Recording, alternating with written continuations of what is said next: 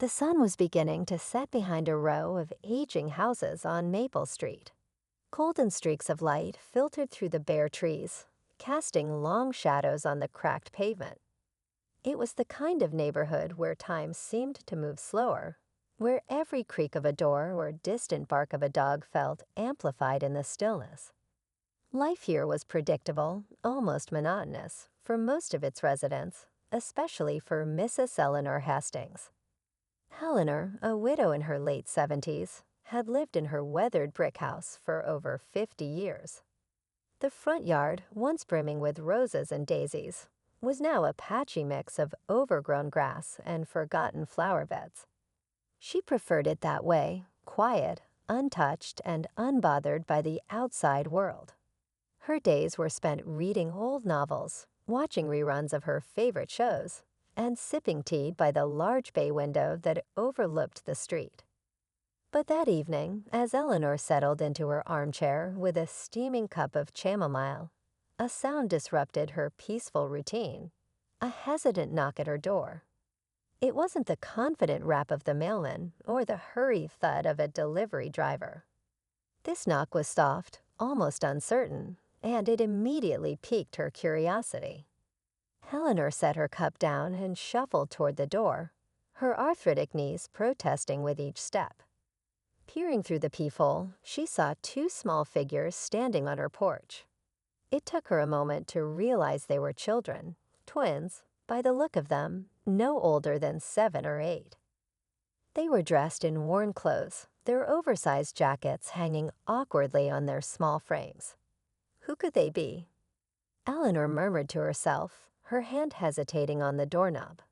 She wasn't used to visitors, let alone children, and something about their presence felt unusual. After a moment's pause, she opened the door just enough to peek out. "Hello," she said, her voice tinged with cautious curiosity. The twins looked up at her, their dark eyes wide and filled with something Eleanor couldn't quite place: fear, desperation. The taller of the two, a boy, stepped forward slightly, clutching his sister's hand tightly. "Ma'am," he began, his voice trembling but polite, "we're sorry to bother you.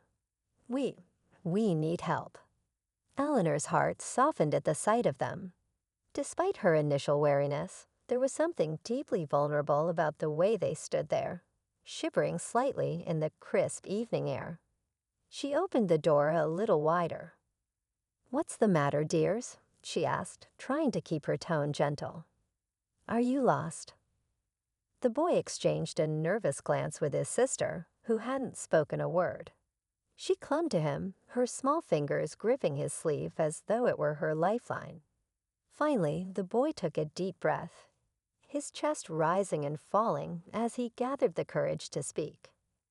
We need to tell you something," he said, his voice barely above a whisper. Eleanor frowned, her curiosity now mingled with concern. "Tell me what, sweetheart? Are you in trouble?" The boy hesitated, his eyes darting to the ground. His sister, still silent, wiped at her cheeks, smudging faint streaks of dirt. It was then Eleanor noticed how frail they both looked, as though they hadn't eaten a proper meal in days. "Please," the boy said finally, his voice breaking. "Can we come inside? It's really important." Eleanor hesitated. She had always been cautious about letting strangers into her home, even if they were just children. But something about their pleading eyes and trembling voices tugged at her heart. She stepped aside, opening the door fully. "Come in," she said softly. "You look like you could use some warmth." The twins stepped inside, their small, scuffed shoes barely making a sound on the hardwood floor. Eleanor led them to the living room, where the glow of a table lamp cast a cozy light over the space. She motioned for them to sit on the couch, and they perched nervously on the edge, their hands still clasped tightly together. Now Eleanor began, sitting across from them. "Why don't you tell me what's going on?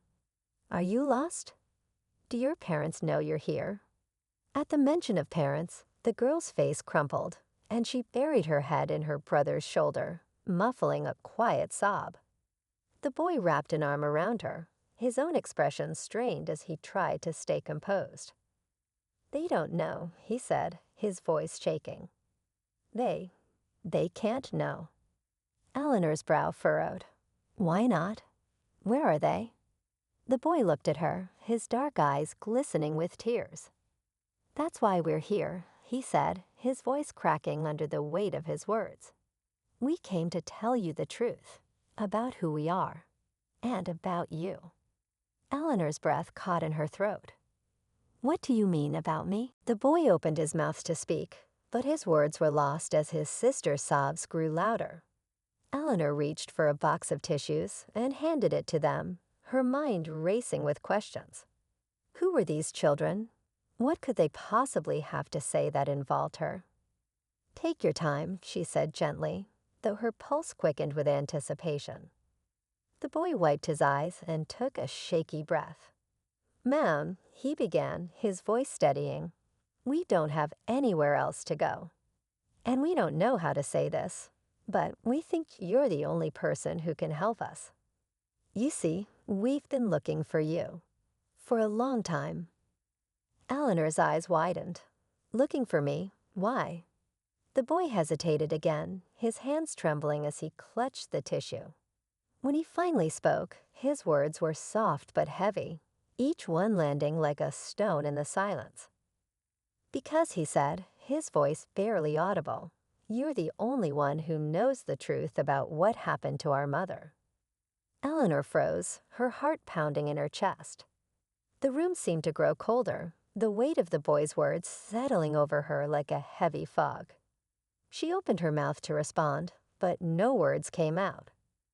In that moment, as the twins sat before her, their eyes filled with a mix of hope and fear, Eleanor realized that her quiet, predictable life was about to change in ways she could never have imagined.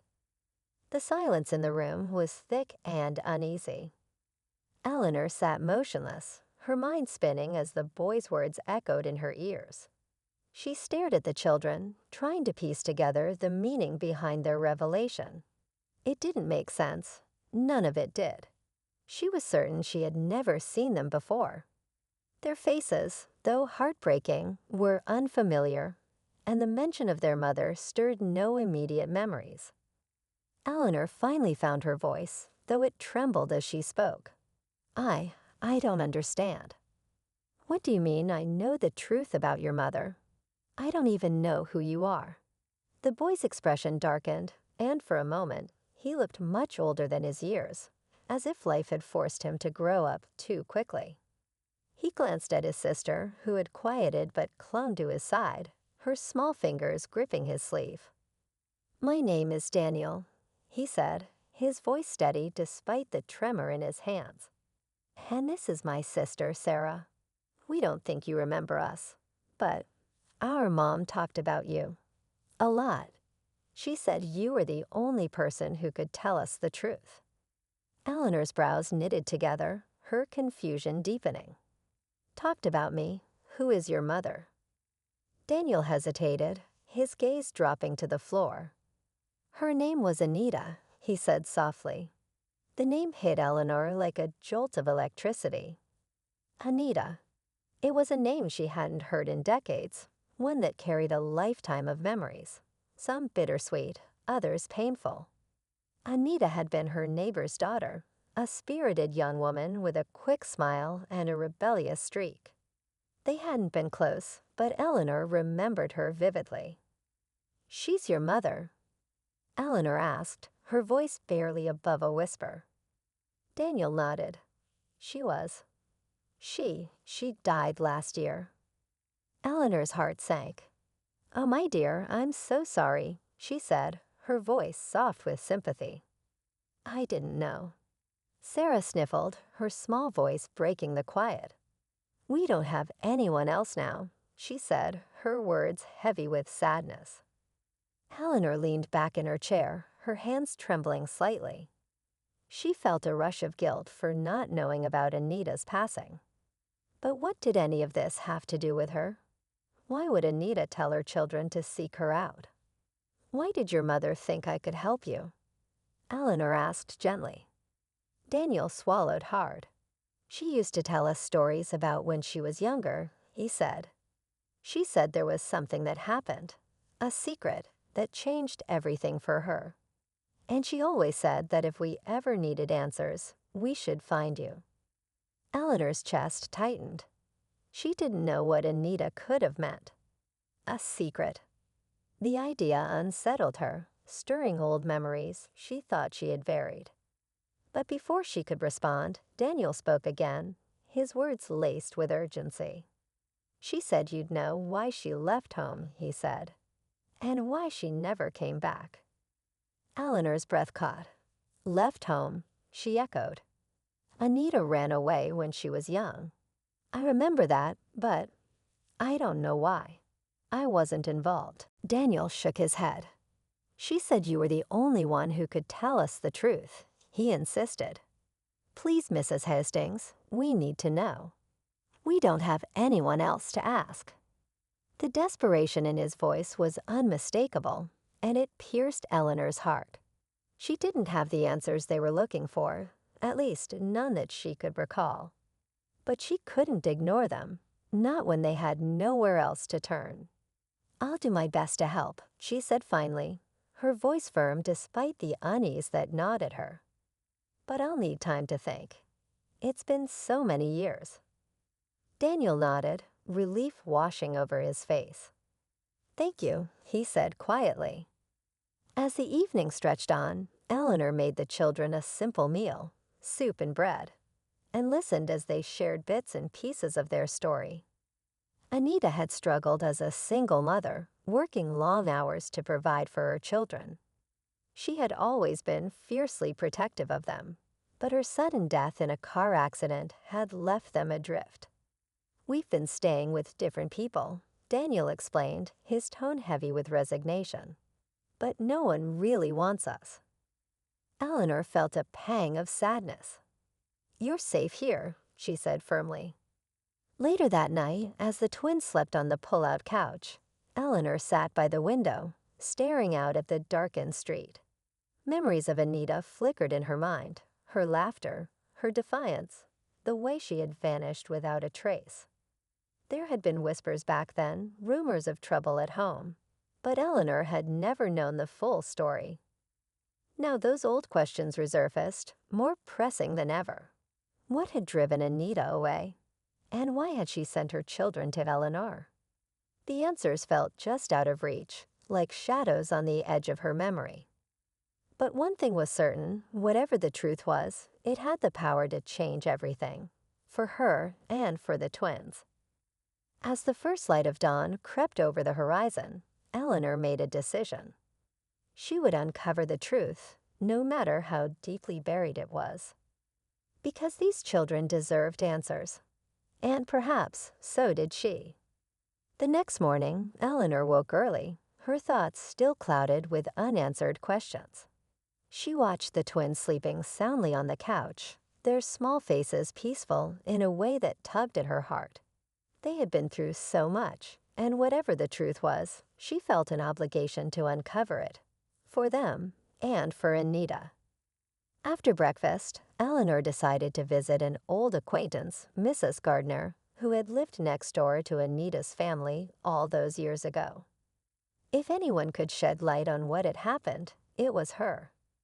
Mrs. Gardner was known for her sharp memory and even sharper tongue, and Eleanor hoped she might hold the missing pieces of the puzzle. The twins stayed behind, and as Eleanor walked to Mrs. Gardner's house, she rehearsed how she would explain her sudden interest in the past. But as it turned out, she didn't need to explain much. "Oh, Anita," Mrs. Gardner said when Eleanor mentioned her name. That poor girl had the weight of the world on her shoulders.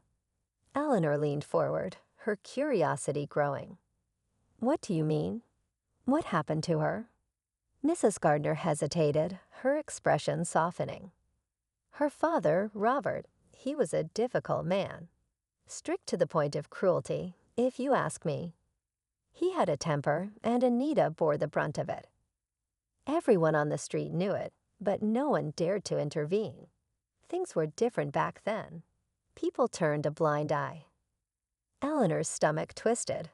She remembered Robert's stern demeanor, but she hadn't realized the extent of it. Is that why she left? Mrs. Gardner nodded. She ran away the night of a big argument. I heard shouting from their house, louder than usual. The next morning, she was gone. Her mother was frantic, but Robert, he just said she was rebellious and better off learning her lesson. Eleanor felt a pang of guilt for not having noticed more at the time. She had been so wrapped up in her own life back then. Did anyone ever find out where she went? No, Mrs. Gardner said sadly. But I always hoped she found peace somewhere far from here. Eleanor left the conversation feeling both enlightened and burdened. Anita had suffered so much, and now her children were paying the price for secrets buried long ago. But something still didn't add up. Why had Anita sent her children to Eleanor specifically? That evening, Eleanor sat with the twins and gently probed for more details about their mother. Daniel and Sarah shared stories of Anita's kindness, her laughter, and how she always made them feel loved, even when times were tough. But when Eleanor mentioned Anita's family, Daniel's expression changed. She didn't like talking about them, he said. But once, when she was really upset, she said something about how she couldn't forgive herself. She said it wasn't her fault, but she felt like it was. Eleanor's heart sank. What wasn't her fault? Daniel hesitated, then looked her in the eye. She said she hurt someone she cared about, and that person never forgave her. Eleanor's breath caught. Could Anita have meant her? They had never been close, but there had been a moment. A brief but unforgettable argument, years before Anita ran away. Eleanor had found Anita crying on the porch one evening, and in her frustration, she had told her to stand up to her father or stop complaining. It was a thoughtless comment, one Eleanor had regretted almost immediately, but she had never apologized. The realization hit her like a wave. Anita must have carried that moment with her, believing Eleanor blamed her for not fighting back. And now, decades later, her children had come to Eleanor for answers she wasn't sure she could provide. The next morning, Eleanor gathered her courage and shared the story with Daniel and Sarah. She told them about the argument and how deeply she regretted her words. "Your mother didn't hurt me," she said firmly. "I hurt her, and I'm so sorry for that. I didn't understand what she was going through, and I failed her when she needed support." Tears filled Sarah's eyes as she reached for Eleanor's hand. "She never stopped talking about you," she said softly. "She always said you were kind. She never blamed you." Eleanor felt a lump in her throat. "Thank you," she whispered. Over the next few weeks, Eleanor helped the twins settle into a routine. She reached out to social services to ensure they had the support they needed and worked tirelessly to create a stable, loving environment for them. She also spent time reflecting on her past, determined to honor Anita's memory by being there for her children in a way she hadn't been for Anita herself. In the end, the truth wasn't just about uncovering the past. It was about healing, forgiveness, and finding a way forward. For Daniel and Sarah, it meant knowing their mother's love was never in question. For Eleanor, it meant making peace with her mistakes and embracing a second chance to make things right. As they sat together one evening, the twins playing a board game on the living room floor, Eleanor watched them with a mixture of gratitude and hope. Life had a way of bringing people together in the most unexpected ways, and though the road ahead wouldn't be easy, she knew they would face it together. And in that quiet moment, surrounded by the warmth of newfound family, Eleanor felt something she hadn't in years, a sense of purpose, and a belief that even the most fractured stories could find a way to mend.